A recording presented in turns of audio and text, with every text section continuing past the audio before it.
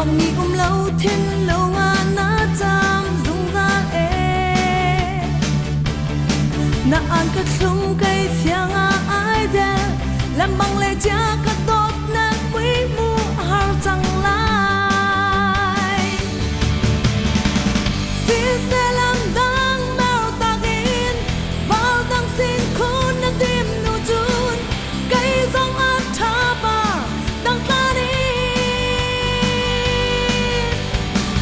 kai lung sak chang lai ka tot dong an ba le man kop lau tu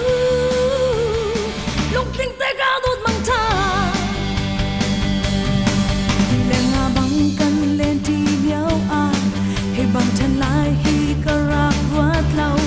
ka thin lung pek in far nyang o kan dot na in ve le do na kai ni kai zum swa thin nem tu dang ngak in ka leng lai long ron khwa a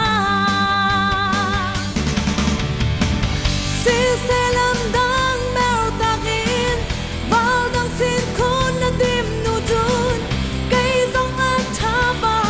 dang ta đi kai lung sak chang lai ka tot dong an pa le van kop lau tu lung ting te ka bot mang ta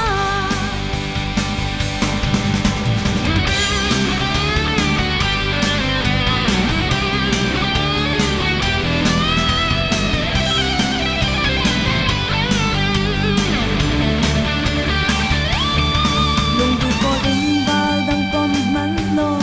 kai bang an do tu na tong lai lo si se na tum val pa tang lung long te và leng lo cây cha an ka bia nen lam ton